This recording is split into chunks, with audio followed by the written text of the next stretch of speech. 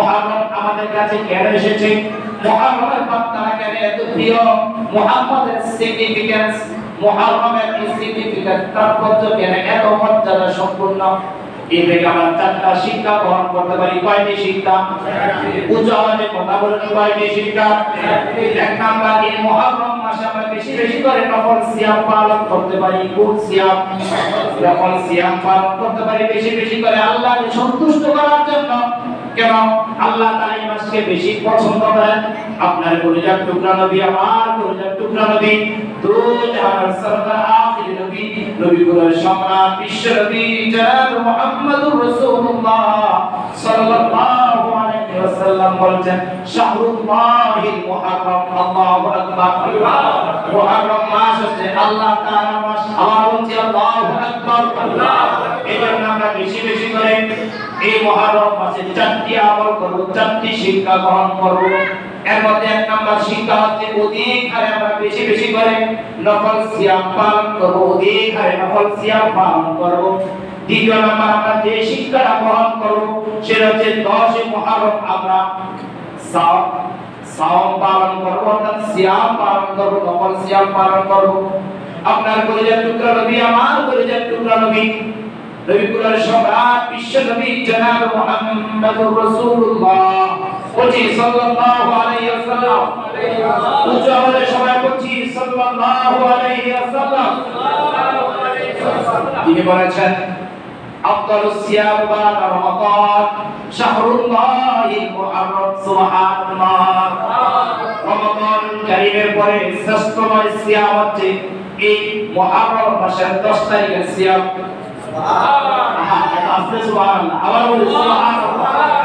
হাদিসটি বলার পর উচ্চ আওয়াজে সুবহানাল্লাহ বলতে পারবেন কিনা?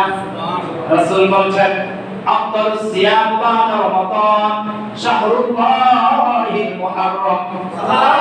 রমাদান কারীমের সিয়ামের পরে সবচেয়ে সম্মানিত সিয়াম, সবচেয়ে গুরুত্বপূর্ণ সিয়াম, সবচেয়ে ফজিলতপূর্ণ রোজা হচ্ছে এই মুহররম মাসের 10 তারিখের রোজা। তাহলে আমরা যেটা জানলাম, মুহররম মাসে আমরা যে চারটি শিক্ষা গ্রহণ করব, এর মধ্যে এক নাম্বার শিক্ষা হচ্ছে অধিক হারে নফল সিয়াম পালন করব। আর দ্বিতীয় নাম্বার শিক্ষা হচ্ছে বিশেষ করে মুহররমের 10 তারিখ আমরা সিয়াম পালন করব, সাথে 9 তারিখ অথবা 11 তারিখ একদিন আগে অথবা পরে আমরা বিয়ে রাখার চেষ্টা করব ইনশাআল্লাহ।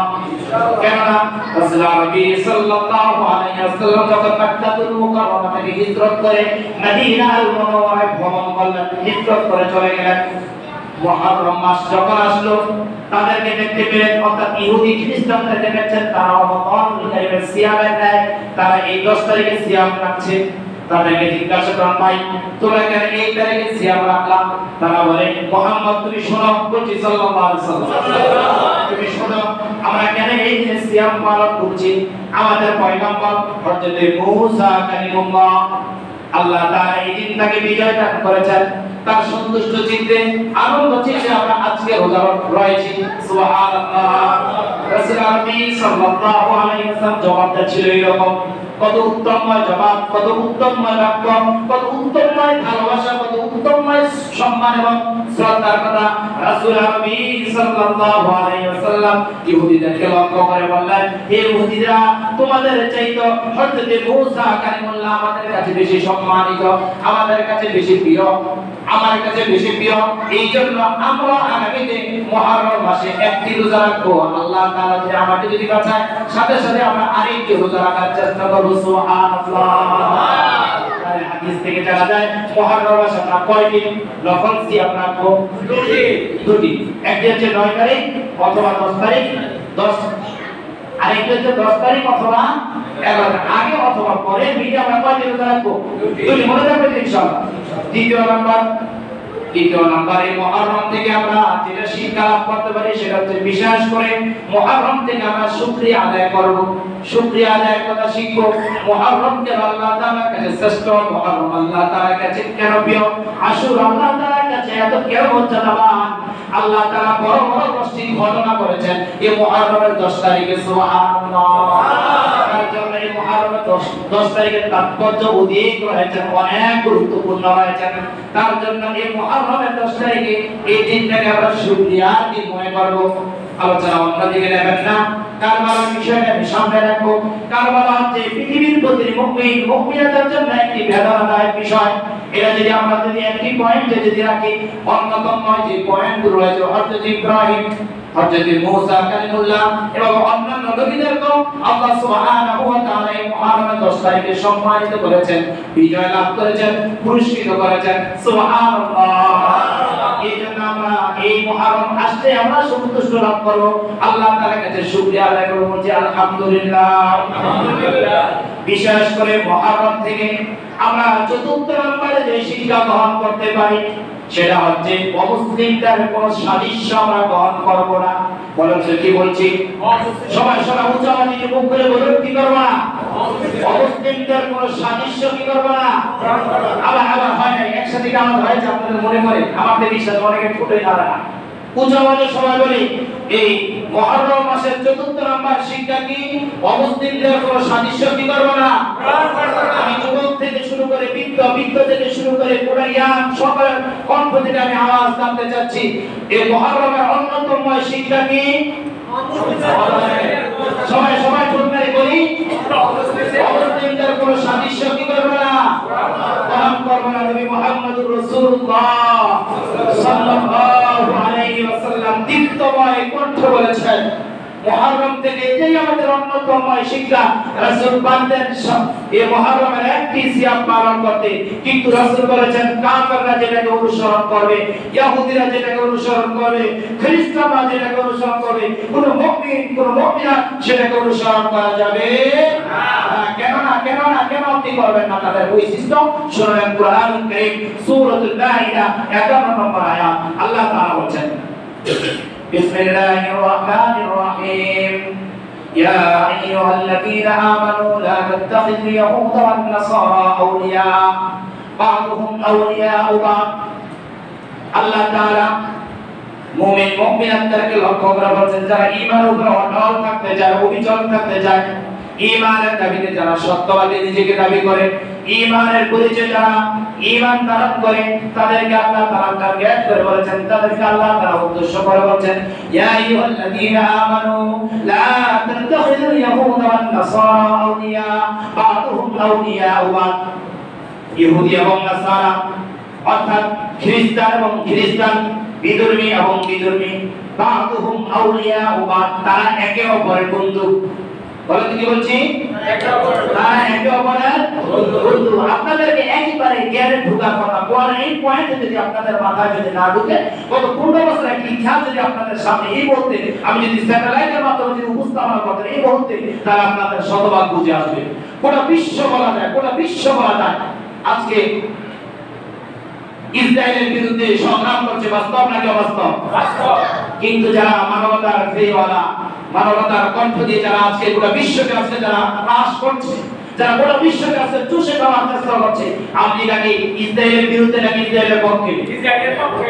আওয়াজ করে মুসলমান কথা বলি, তারা কি মুসলমানদের পক্ষে নাকি ইসরায়েলের পক্ষে? ইসরায়েলের পক্ষে। অর্থাৎ আমি এটাই আপনাদের বুঝাচ্ছি, কোরআন এটাই আপনাদেরকে বোঝানোর চেষ্টা করছে, ইয়া আইয়ুহাল্লাযীনা আমানু লা তাত্তাখিযুল ইয়াহুদা ওয়ান নাসারা আউলিয়াউ বা'দুহুম আউলিয়াউ বা'দ। খ্রিস্টান খ্রিস্টানের বন্ধু, অমুসলিম অমুসলিমদের বন্ধু, নাসারা নাসারাদের বন্ধু, খ্রিস্টান কখনো মুসলিমদের বন্ধু হতে পারে নাই। এটাই বাস্তব শিক্ষা, এটাই চিরন্তন সত্য কথা। বাস্তব নাকি অবাস্তব? এই মুহররম থেকে অন্যতম এই শিক্ষা আমাদের গ্রহণ করতে হবে। যতদিন পৃথিবীতে আমার জীবন চলবে, যতদিন পৃথিবীতে আমার রক্তের কণিকা চলবে, ততদিন পক্ষর নয় আমি ইহুদি খ্রিস্টানের সাথে বন্ধুত্ব করব। আমি যদি একেবারে খোলামেলা যদি বলি, একেবারে খোলামেলা যদি বলি, আজকে যাদের সাথে আমার রক্তের সম্পর্ক, যাদের সাথে আজকে আমাদের স্বামী স্ত্রীর সম্পর্ক, সেই স্বামী স্ত্রীর সম্পর্ক থেকে, সেই বন্ধুত্বের সম্পর্ক থেকে, সেই রক্তের সম্পর্ক থেকে আমরা ভালো কিছু এখনো আশা করছি না। বাস্তব নাকি অবাস্তব? বাস্তব নাকি অবাস্তব? তাদের কাছ থেকে কোনোদিন মুসলমানরা শান্তি এবং সুখ খুঁজে পায় নাই, আগামী 100 বছর শান্তি এবং সুখ খুঁজে পাবে না। যাদের সাথে স্বামী স্ত্রীর সম্পর্ক কথা বলি, যাদের সাথে আমাদের রক্তের সম্পর্ক কথা বলি, কারণ আল্লাহ তাআলা বলেছেন কোনদিন কোন মুসলমানদের বন্ধু কাফের হতে পারে না, কোনদিন কোন মুসলমানদের বন্ধু নাস্তিক হতে পারে না। বাস্তব নাকি অবাস্তব? নাস্তিকদের বন্ধু নাস্তিক, কাফেরদের বন্ধু কাফের, আমাদের বন্ধু তারা কখনো হতে পারবে না। তার জন্য মুহররমের অন্যতম শিক্ষা হচ্ছে কখনো আমরা অমুসলিমদের সাদৃশ্য গ্রহণ করব না। তাহলে মুহররম থেকে আমরা বিশেষ করে চারটি শিক্ষা গ্রহণ করতে পারলাম। এক নম্বর হচ্ছে আমরা বেশি বেশি করে অধিক হারে নফল সিয়াম পালন করব। দ্বিতীয় নম্বর হচ্ছে মুহররম থেকে দ্বিতীয় নম্বর যে শিক্ষা গ্রহণ করলাম সেটা হচ্ছে আমরা আশুরার দিনের একটি সাথে আরেকটি দুটি সিয়াম রাখবো। তৃতীয় নম্বর হচ্ছে আশুরাকে আমরা শুকরিয়া মনে করব। চতুর্থ নাম্বার হচ্ছে অমুসলিমের সাদৃশ্য গ্রহণ করা যাবে না। এতটুকু আলোচনা যদি আপনাদের মনে থাকে তাহলে আলোচনা বুঝে থাকার কথা। আমরা ইনশাআল্লাহ যতদিন পৃথিবীতে বাঁচবো, যতদিন পৃথিবীতে শ্বাস এবং নিঃশ্বাস আমরা ত্যাগ করবো, ততদিন কখনো নয় কোনো মুমিন, কোনো মুমিনাত, কোনো কাফের, কোনো মুশরিক, কোনো বেদিনকে বন্ধু হিসেবে গ্রহণ করতে পারবে না। এটাই মুমিনের দাবি, ঠিক কিনা মুসলমান? রাষ্ট্রের দোহাইয়ের কথা বলেন, মন্ত্রণালয়ের দোহাইয়ের কথা বলেন, সমাজের কথা বলেন, অর্থনীতির কথা বলেন, সোসাইটির কথা বলেন, অর্থাৎ আপনি যাই কিছুর কথা বলেন, কখনো কাফেরকে বন্ধু বানানো যাবে না। কাফের কখনো আপনার বন্ধু হতে পারবে না। শুধু পেলেই ওই রাসেল বাইপাস সাহেবের নাম শুনছেন না? রাসেল বাইপাস কতটুকু হিংসাত্মক, কতটুকু আপনাকে দুর্বল করে, কতটুকু আপনাকে কাবু করে, কতটুকু আপনাকে সর্বোচ্চ আঘাত করে, তার চেয়েও একজন কাফের, একজন মুশরিক, একজন নাদার, একজন খ্রিস্টান, একটি নাসারা, একজন নাস্তিক, একটি মুসলমানকে তার চেয়ে বেশি বিষ তার ভিতরে লালিত করে ঢুকে দেবে। এটাই চিরন্তন সত্য, এটাই সত্য কথা, এটাই চিরন্তন সত্য, ঠিক কিনা মুসলমান?